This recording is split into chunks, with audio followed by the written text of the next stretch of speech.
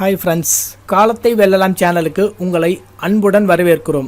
இந்த வீடியோ பார்ப்பதற்கு முன் நமது சேனலை நீங்கள் சப்ஸ்கிரைப் செய்யவில்லை என்றால் சப்ஸ்கிரைப் செய்து பெல் பட்டனை அழுத்தவும். வணக்கம் நண்பர்களே.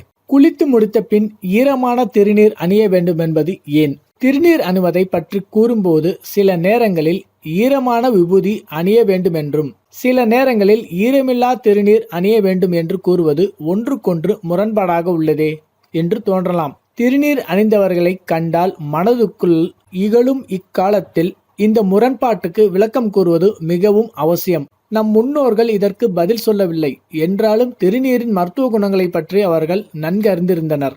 அதிகாலையில் எழுந்து கை கால் முகம் கழுவி திருநீர் சட்டியிலிருந்து திருநீரை எடுத்து நெற்றியிலும் பின் மாரிடத்திலும் இரு புஜங்களிலும் சில வர்மஸ்தானங்களிலும் பாட்டனும் பாட்டியும் பூசிக்கொள்வதை சிலராவது பார்த்திருப்போம்.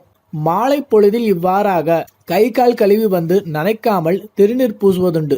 ஆனால் குளித்த பின் திருநீர் எடுத்து நனைத்து உடலில் பூசி வந்தனர்.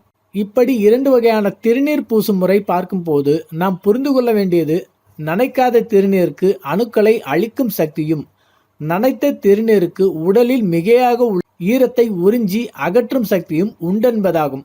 இவ்வளவும் அறிந்த பின் நம் உடலில் காலையிலும் மாலையிலும் மட்டும் ஏன் அணுக்களின் பாதிப்பு உண்டாகிறது என்பதை கவனிப்போம்.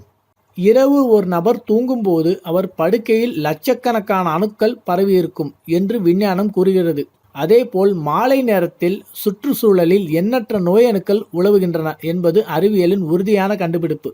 அதனால் காலையும் மாலையும் நோய் அணுக்களின் பாதிப்பு ஏற்படாமல் இருக்க ஈரமில்லாத திருநீரை அணிந்து வருகின்றனர். குளிக்கும் நேரம் உடலில் முட்டுகளில் ஈரம் காரணமாக நீர்க்கட்டு உருவாகும். காலப்போக்கில் அது வாயிலாக கொழுப்பு அதிகரிக்கவும் வாய்ப்பு உண்டு. அது முட்டுவாதமாக மாறவும் வாய்ப்பு உண்டு. இப்படி உருவாகும் அது மூட்டுவாதமாக மாறவும் வாய்ப்புண்டு. இப்படி உருவாகும் நீர்க்கட்டை தவிர்ப்பதற்காகத்தான் குளித்தவுடன் ஈரமான திருநீர் அணிவது வழக்கமாயிற்று. நன்றி நண்பர்களே.